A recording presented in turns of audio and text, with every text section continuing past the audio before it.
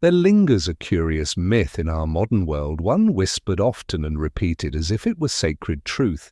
The empath exists to heal others. At first glance it sounds noble, even poetic. Yet, like all half-truths, it conceals something far more profound. The empath is not born to spend eternity tending wounds, pouring themselves endlessly into the broken vessels of the world. Rather, their deeper purpose is far more unsettling. They are here not as the eternal healer, but as a mirror reflecting the hidden face of humanity's collective shadow. What many mistake for fragility is in fact a rite of initiation. Their sensitivity is not a wound, it is a doorway. Their suffering is not a flaw, it is a map. And if the empath dares to peer beneath the reflex to mend others, what they uncover is startling. They were never meant to fix, they were meant to reveal. But what exactly is this collective shadow that so many fear to name and that fewer still are willing to confront? It is the emerald residue of the psyche, the accumulation of everything our civilization has buried in darkness. Every unspoken rage, every disowned desire, every hidden shame passed silently from mother to child, from tribe to nation. It gathers there, festering. Just as each individual carries a shadow, so too does our entire species. In this hidden landscape, the empath becomes the canary in the mine shaft of the human soul. They absorb what the rest of us deny. They weep for what others numb. They tremble before the forces society insists do not exist. Far from being weak, the true empath shoulders a Herculean responsibility. Their role is not to soothe away the pain of others, but to embody it, to stand unflinching as the one who feels what the rest of humanity refuses to feel. Thus, the empath is not a healer in the traditional sense. They are an awakener, a midwife to the psychic truths that humanity has long concealed. And when I speak of the empath, I do not mean merely a sensitive personality or temperament. I speak of something far older, a timeless archetype, universal, misunderstood, and profoundly vital. It is the archetype of the wounded mirror, the vessel reflecting what is fractured in the tribe. The empath suffers not only from their heightened perception, but because by psychic design they are placed at the very core of society's unconscious machinery. What they feel is rarely their own. It is the echo of generations, the cries of ancestors silenced by trauma, the shadow carried forward through time, the guilt of centuries carved into their nervous systems. The empathic individual often finds themselves whispering, "Why am I like this?" Yet, how rarely do they dare to ask the more unsettling question, whose pain am I truly carrying? You see, the unconscious does not honor personal boundaries. The ego clings to the illusion of individuality, insisting on the sanctity of the self. But the unconscious knows no such walls. It seeps through dreams, through symbols, through the trembling of the body itself. It speaks a language of the collective, and the empath becomes its translator. Through decades of both clinical practice and mystical inquiry, I have observed the same misunderstanding again and again. Empaths mistake their deep sensitivity for personal damage. They assume they are broken, when in truth they are simply porous to forces others are too numb, too defended to perceive. This misidentification is not weakness, nor is it failure. It is part of an ancient initiation, for one must first descend into the underworld of confusion and despair before rising to become the bearer of truth. And make no mistake, the underworld is not just a metaphor. It is a psychic realm, dense and real, populated by what are known as autonomous complexes, semi-independent entities born of trauma and repression. These forces are not figments of imagination. They act with will, with hunger. They seek expression, and when denied, they project themselves into the outer world. Here, the empath, with boundaries so permeable, becomes the unwilling host of these projections. They carry not only the shadow of a single person, but also of families, communities, entire cultures, and yet within this burden lies profound power.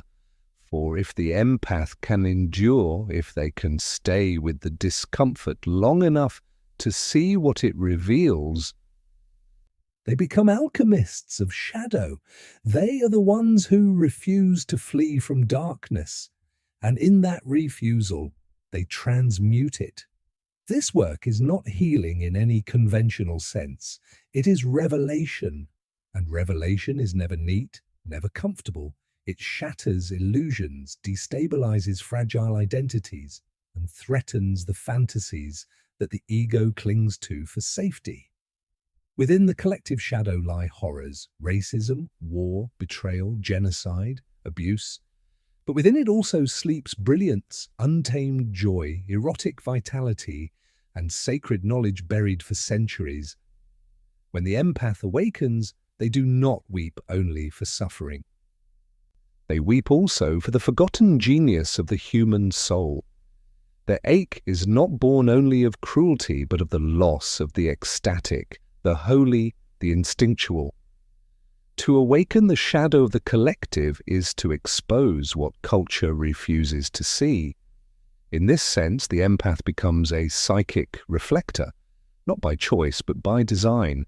And this design is no curse. It is a covenant, a contract etched into the soul before incarnation, one that often remains misunderstood until the second half of life, when the carefully constructed persona begins to fracture and the authentic self rises from the ruins of adaptation. Many of you listening now, those who have felt too much, carried burdens too heavy, been called too sensitive, too fragile, too dramatic, you must understand this truth.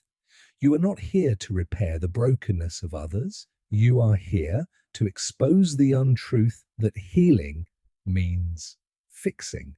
You are here to reveal that true healing begins not with the act of mending, but with acknowledgement. Pain, when witnessed without judgment, becomes something sacred, almost luminous. For what is empathy if not a gift?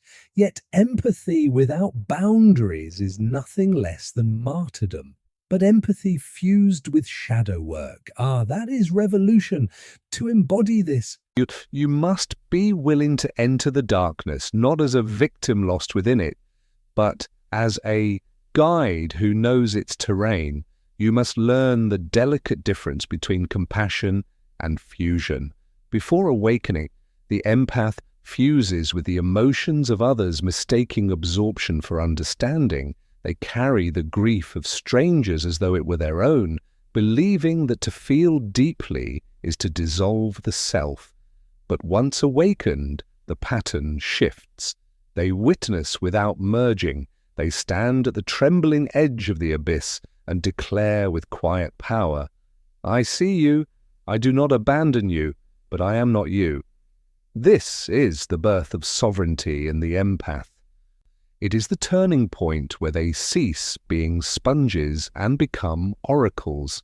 And the symbol of the oracle is vital here, for in myth, the oracle is never merely a teller of futures. The oracle speaks the hidden, unveils what others cannot bear to name. They exist between worlds, between paradigms, always carrying a sight that unsettles. And history shows us again and again the oracle is punished for that sight. This too belongs to the empath's journey, to be misunderstood, ridiculed, even crucified for revealing what others are not ready to face. But this pain is not misalignment, it is initiation. The world resists awakening because to awaken is to undergo death, death of illusions, death of innocence, death of the false self. And so the empath must endure many deaths of identity, of naive hope, of idealized love. Yet from each death arises something ancient, not newly created but deeply remembered. At their core, the empath carries ancestral memory. They are archivists of the soul, holding the forgotten wisdom of those who came before. Their pain is the labor of remembrance, a weight and a gift interwoven. In my encounters with patients who embody this archetype, I saw a pattern. They felt too much, lived too deeply, and their symptoms could not be explained by trauma alone. They were not merely neurotic, not merely wounded. They carried something larger. They were chosen by the psyche itself to bear the unlived stories of the world. And though they often presented with anxiety, depression, even dissociation, beneath those symptoms burned a light so radiant it terrified them.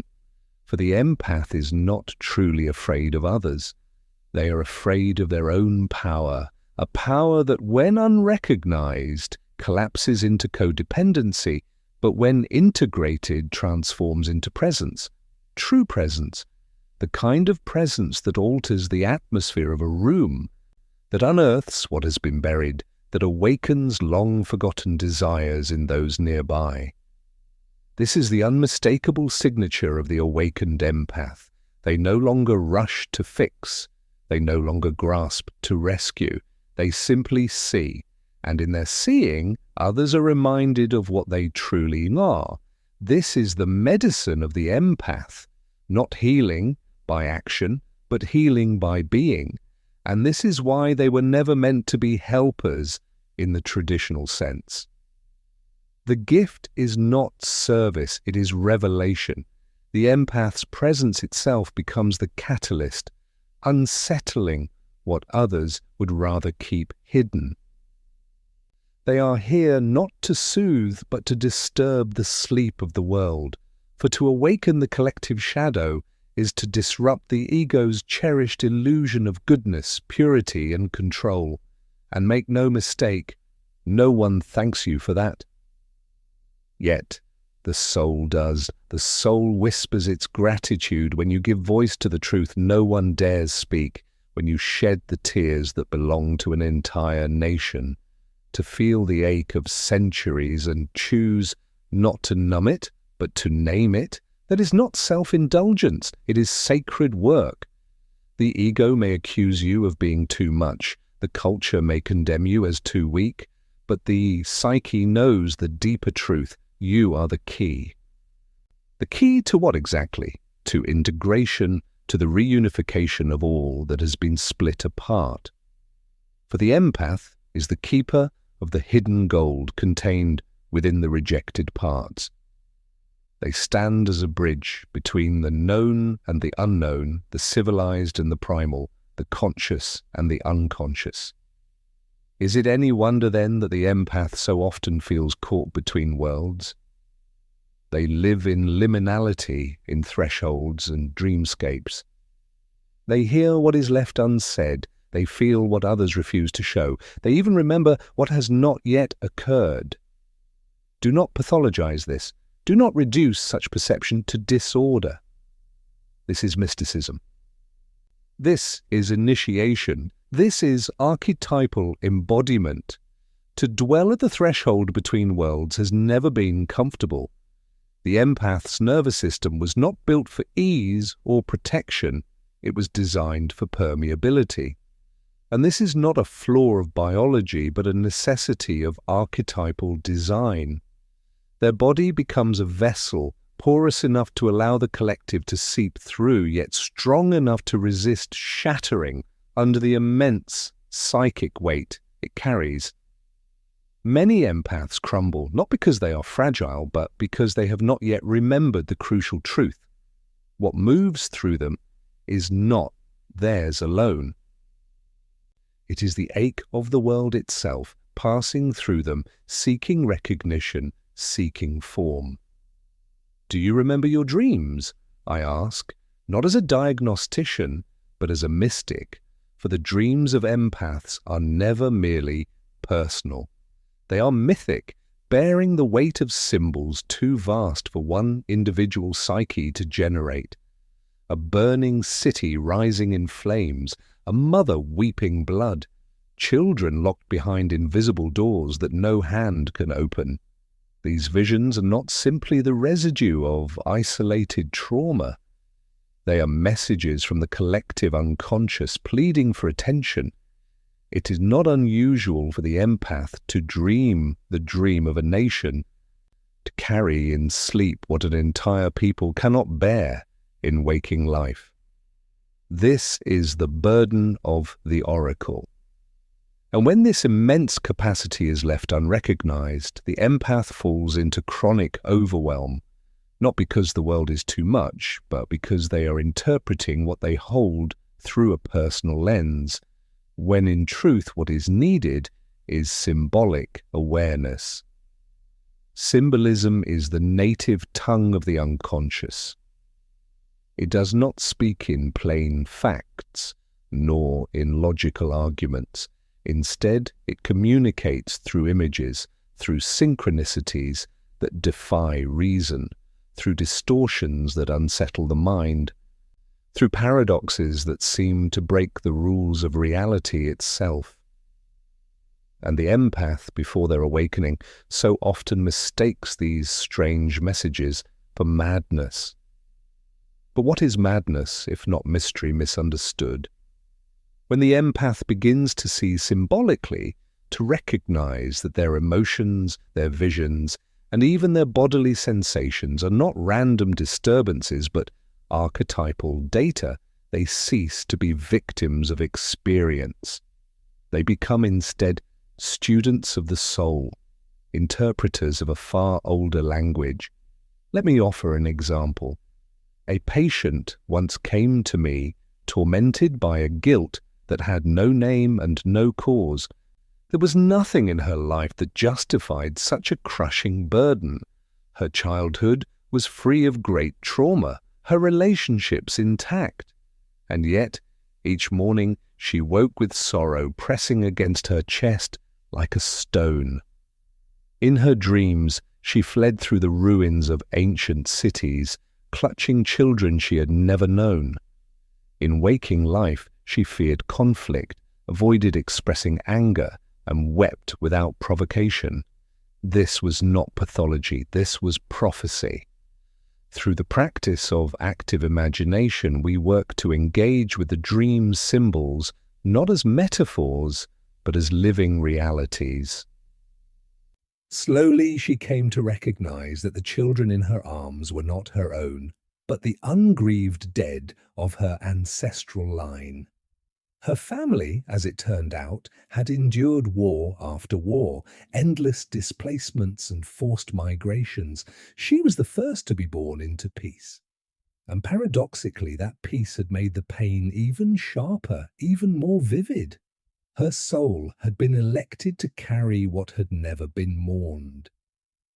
This is the empath's task. To grieve what others cannot, to feel the pain that logic cannot justify, to become the priest of collective catharsis. But let it be clear, this does not mean martyrdom. It means transformation. For when the empath learns to engage with the shadow symbolically rather than personally, they awaken a deeper intelligence. They no longer feel compelled to save everyone. They no longer take on more than they can bear. Instead, they stand as sacred witnesses, participants in the alchemy of remembrance. They do not heal by absorption. They heal by integration. And what is integration if not the art of wholeness? Wholeness does not mean perfection. It does not mean the pursuit of constant happiness. It means cultivating the capacity to hold the opposites, to honor both light and shadow, joy and grief, rage and tenderness, without collapsing into either extreme. The empath, when whole, becomes the bridge between dualities. They become the transcendent function, the third thing born from the tension of opposites. They are not merely either or, they are both and this integration, this sacred balancing of polarities, always requires solitude. The empath must leave the noise of the crowd to hear the whisper of the soul. Solitude is not loneliness. It is the sacred container in which the deeper self slowly emerges, where the surface distractions fall silent and something ancient begins to speak. In myth, the initiates always venture into the forest, the desert, the cave. These are not places of punishment, but places of vision, thresholds where the ordinary dissolves and the extraordinary becomes visible. The empath must learn to befriend the hermit within, to retreat not as a form of escape but as preparation. For solitude is the ground where clarity is born. And when the empath returns from that inner wilderness, they do not return empty-handed. They come back carrying vision, carrying truth, carrying messages that pulse with necessity. Their presence alone becomes catalytic, not because they preach, but because they embody. Without striving, they become the living antidote to unconsciousness. This is why in ancient cultures, the empathic ones were not dismissed as fragile or unwell. They were revered as shamans, as oracles, as visionaries. They were seen as intermediaries who could stand between the visible and the invisible, the human and the divine. Today, however, we medicate what ancient tribes initiated. We silence what older cultures sanctified. The empath's suffering is not evidence of dysfunction. It is evidence of a culture that has forgotten how to honor the sacred. And the sacred, when forgotten, always returns through the body. The empath's body itself is a map, a divining rod, a sacred text waiting to be read. Yet most empaths live at war with their own flesh. They interpret trembling, exhaustion, and tears as betrayal, as if their body's responses were weakness. But the body is the shadow's canvas. It records what the mind represses. The empath must learn to treat the body as an oracle, to listen rather than resist. When your stomach clenches in the presence of another, that is not disorder, it is information. When your chest aches without cause, it is not random, it is a summons. When your skin crawls, your eyes fill, your hands tremble, these are not failures. These are signals, messages pressing through the veil. The empath's task is to decode them, to ask with courage what truth is trying to speak through me. Do you feel the gravity of this? The awakened empath becomes a prophet not of doctrine, but of embodiment. They do not simply study shadow, they feel it. They do not theorize about trauma, they carry it. And in carrying it, they become its translator. They give language to what was unspeakable. They give tears to the grief that remained uncried. They give voice to what has been buried for generations beneath denial and silence. This is why their gift is so threatening. For to speak the truth of shadow is to disrupt the illusion of the collective, and every collective, no matter how enlightened it appears, rests upon a pact of unconsciousness, a silent agreement to avoid certain truths in order to preserve cohesion. The empath in their very presence threatens that pact. They say without words, I feel what you do, I see what you cannot, and I will not look away. This silent declaration unsettles those around them, for it pierces the veil of denial. It is not a comfortable energy. It is not a socially acceptable role. And so, the empath is often exiled, not only literally, but psychically. They are scapegoated, pathologized, labelled as too much, as if their very sensitivity were a crime. But remember this, in ancient times the scapegoat was not rejected for their personal sins, but for the unacknowledged sins of the community. The scapegoat was chosen to bear what others could not face. This too belongs to the empire's mythology. Yet mythology, while powerful, is not destiny. The empath must eventually learn to set down the scapegoat's burden, to refuse carrying what was never theirs to begin with. They are not here to shoulder the sins of the entire world. They are here to name them, to feel them deeply. Yes, but only long enough to translate them into awareness and then to release. And release is not weakness. Release is the empath's final initiation.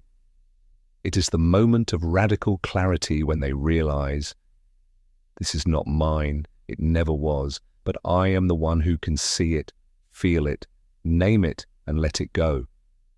That moment of release is liberation. That moment is sovereignty. That moment also marks the reclamation of the empath's true purpose, not to heal endlessly, not merely to serve, but to awaken. Awaken to what? To the recognition that the collective shadow is not inherently evil. It is unlived life. It is everything we have not yet dared to integrate, everything cast aside in fear or ignorance. The empath's gift is to lead the way into that integration.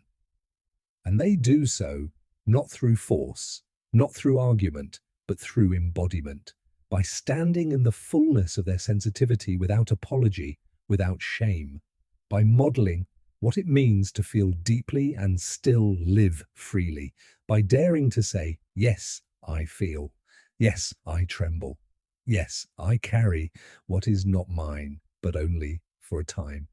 And then I return it, transformed, to the world. This is the alchemical act, to take in the lead of unconsciousness and return the gold of awareness. The empath, when awakened, becomes the alchemist of shadow. They are no longer drowning in overwhelming emotion. They are swimming in mystery. They are no longer lost in confusion. They are initiated into a deeper knowing. And to be initiated is not to graduate into ease or comfort. It is to cross a threshold from which there is no return. The empath who has awakened to their true function no longer fits into the world as it was. They are no longer interested in performing roles, in placating social norms, or in participating in unconscious dynamics that sustain illusion. Instead, they become participants in the deeper mystery, emissaries of the soul's evolution. And yet this awakening does not come in a single moment. It arrives in waves, some gentle, like whispers of clarity, others cataclysmic, like storms that tear apart everything false. The first wave is disillusionment. The empath begins to see that their desire to help others was often a defense against their own inner chaos. They recognize, sometimes with grief, that empathy without boundaries is not compassion, it is self-erasure. Then comes the collapse. The moment of psychic exhaustion when they can no longer carry the weight of the world and must finally learn the most difficult task of all, to carry themselves. And finally, if they endure, comes the remembering. I was never here to fix. I was here to feel. Feeling, in its deepest form, is not weakness, it is sacred perception. It is not the opposite of thinking as our culture so often assumes. Rather, it is its complement, the right hand of intuition, the rhythm that balances the intellect. When purified through shadow work, the empath's feeling function transforms into an inner compass, subtle yet precise, guiding them steadily toward what is true. Even when truth is unwelcome, it remains truth. Yet truth, when wielded without grace, can become a weapon, cutting rather than healing. This is the next stage of the empath's maturation, learning to wield their sight with compassion, with care. The unawakened empath seeks validation, hoping others will confirm their worth. The awakening empath seeks catharsis, desperate to release the heaviness within. But the mature empath, they seek connection, not fusion that blurs boundaries, but authentic contact, a meeting between sovereign souls. Such connection requires humility, the willingness to step back and let both truths stand side by side. The empath must come to realize that feeling by itself is not enough. They must also cultivate discernment. Not all pain is theirs to hold. Not every wound is theirs to mirror. The world is saturated with unresolved energies, and without clarity, the empath risks drowning in currents not their own. They must learn to ask, is this mine to witness? Or is this merely an echo calling me back into old patterns I no longer need to repeat? The danger, of course, is romanticization. Many empaths mistake emotional chaos for spiritual depth. But chaos without clarity is not mysticism, it is only confusion.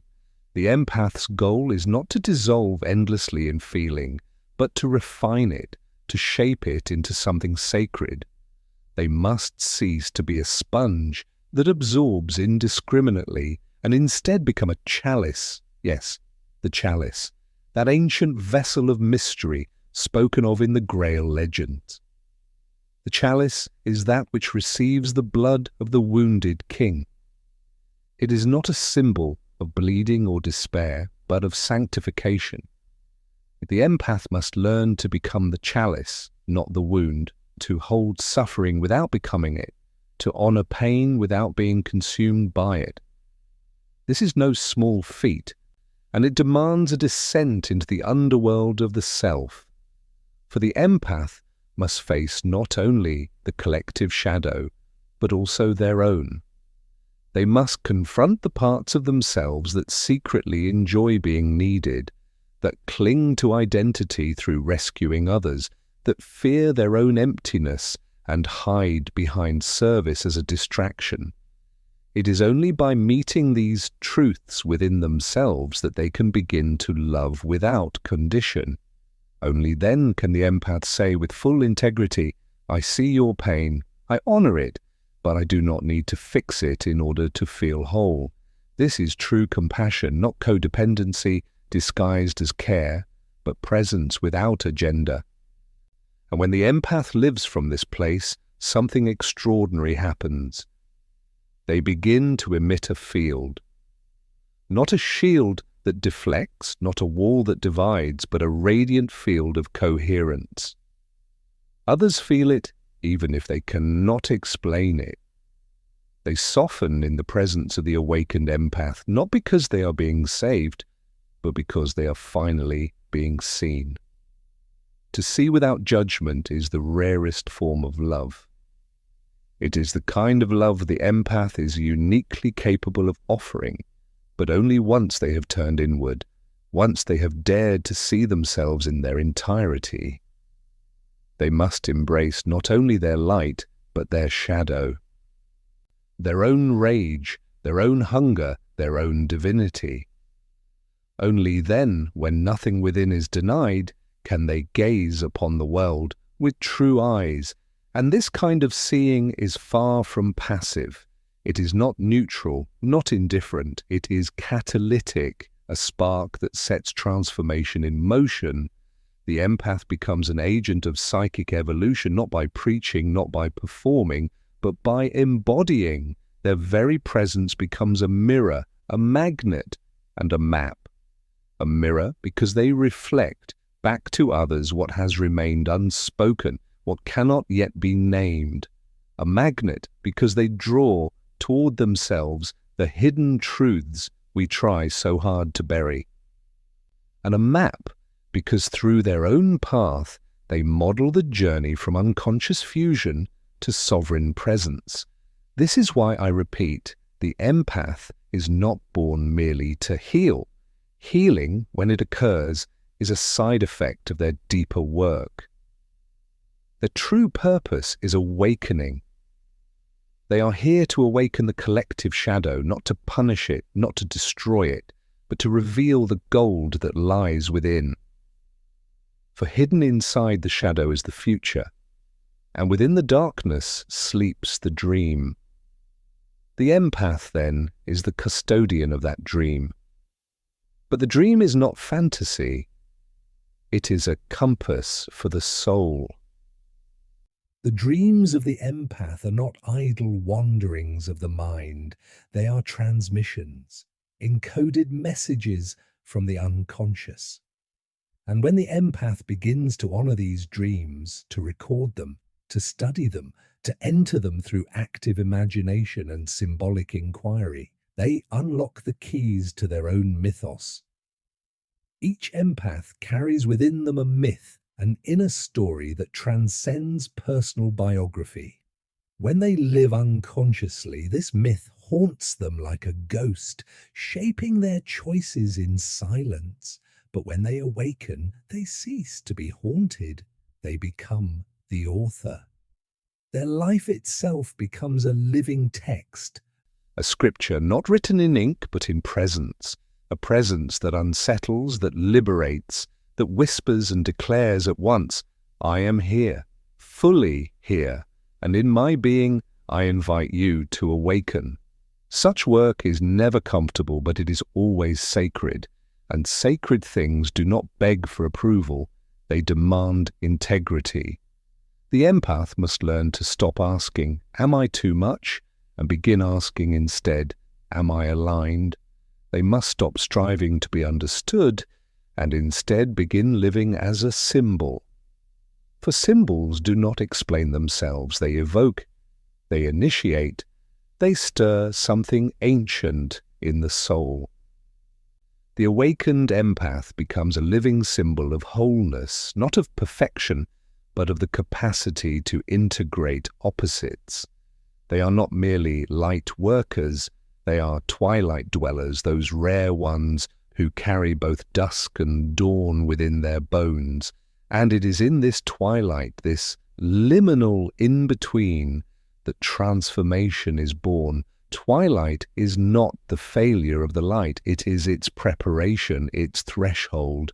The empath walks this borderline not because they are lost, but because they have been called to stand as a bridge between what was and what is becoming. Between the crumbling of old identities and the birth of a more integrated humanity, they are midwives to the future. Not the technological future, not the mechanized future, but the psychic future, the one in which human beings remember that the soul is not merely a metaphor, that the unconscious is not a disorder, that mystery is not an obstacle to be solved, but a presence to be reverenced. You, the empath, have always known this. Even when you were ashamed of your softness, you knew it. Even when your tears embarrassed others, you knew it. Even when your dreams made no sense to the waking world, you knew it. That knowing may have been buried, perhaps hidden beneath layers of adaptation, but it never died. It waited, patient as the moon, wise as the serpent, until the moment of return. You would remember, this moment is now. We live in an age of shadow eruption. The unconscious, long tenanted beneath the floorboards of civilization, is breaking through, into politics, into families, into bodies.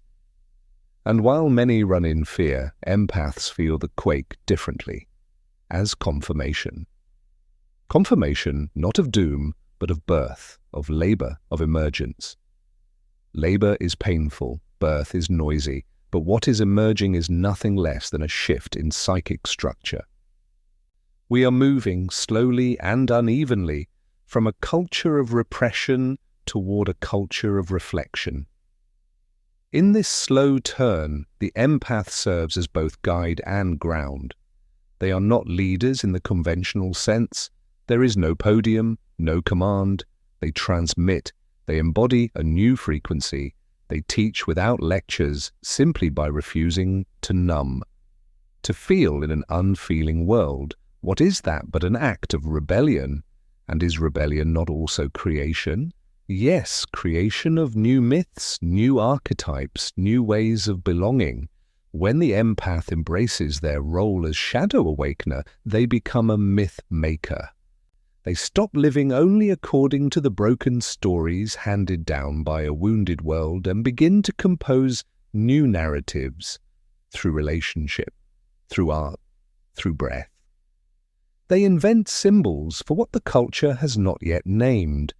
They speak in the tongues of metaphor, feeling, and dream. Do you understand the power of this? You are not here to fit quietly into the existing paradigm. You are here to expose its limits, to whisper of a deeper order, an older wisdom that lives in the gut, in the heart, in the bones. This wisdom is not taught in classrooms.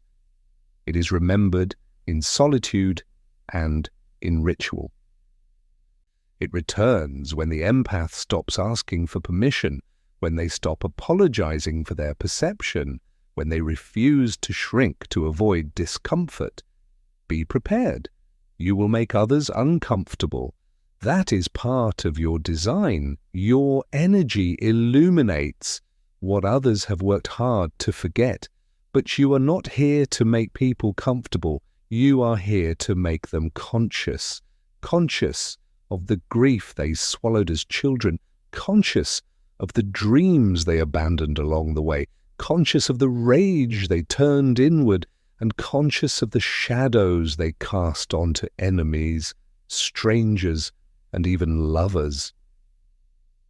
To awaken such awareness is no small task. It is to shake the foundations of denial, to draw light into places long hidden. You are the mirror, and to stand as a mirror is to risk being shattered. Yet hear this clearly. Every shattering is a beginning. Every fracture becomes a portal. When the empath is broken open, they do not dissolve, they transform. They become a vessel for the archetypal, carrying wisdom through wounds. The divine enters through their tears, truth flows quietly through their silence, and wisdom speaks in ways words alone cannot capture. This is not romanticism. This is reality when seen through the eyes of the soul. The world is not waiting for flawless healers, nor for saints untouched by struggle. What the world is crying out for is whole human. Humans who feel deeply, who love wildly, who weep loudly, and still stand unwavering in the face of illusion. The empath is the forerunner of this kind of humanity. But to step into this role, they must first unlearn. Unlearn the savior complex, unlearn the lie that their worth is measured by how much they sacrifice or suffer for others. They must unlearn the addiction to approval, unlearn the belief that value comes only from usefulness. Your value does not come from fixing, it does not come from serving. It comes because you are, because you see, because you feel, because you remember. And this remembering is your gift. But make no mistake, it will cost you. This path will at times be lonely. You may be misunderstood, dismissed, even feared. And yet the soul does not seek comfort. It seeks coherence, coherence with truth, coherence with archetypal rhythms, coherence with the living pulse of the cosmos itself. When you live from such coherence, something ancient stirs awake in you. The empath, once passive and reactive, becomes radiant and directive, not by force, but by presence. Not by striving, but by simply being. Being the chalice, the mirror, the threshold, the living symbol. And so I say again, for those who need it etched deep into the psyche, you were never born to heal the world, you were born to awaken it. to awaken it not through ideology but through intimacy, not through performance but through presence, not through avoiding pain but by embracing it, recognizing it as the gateway to wholeness. And above all, you are not too much. You are precisely what this dying world needs. It needs your trembling, your knowing, your sacred sensitivity, but not as a weapon turned against yourself. It needs these gifts as a beacon that declares, I will no longer carry what is not mine. I will no longer bleed for what will not change. I will no longer fuse with suffering to prove I care. Instead, I will feel with clarity, witness with steadiness, and speak with a love that pierces illusion. This is the empath revolution, not loud but seismic, not flashy but quietly transformative, not always rewarded by the world, yet remembered by those who are ready to wake. Ask yourself, are you ready to stop healing what refuses healing and begin awakening what is finally ready to remember? Are you ready to lay down the martyr's robe and rise as the oracle you have always been? The path will be costly. It will ask solitude, integrity, and the courage to make others uncomfortable. Yet ask too, what is the cost of staying small, of numbing while the world fractures beneath denial? When you choose differently, your trembling becomes signal, your tears become sacrament, your sensitivity becomes a lighthouse. You will not fix everything you were never meant to, but you will bring clarity where there was fog, presence where there was absence. You will return to others not a burden, but a clarified life force, the gold transmuted from shadow. So breathe. Align with your own true center. Feel the fierce tenderness inside you. Witness with steady eyes, then breathe. Feel, witness,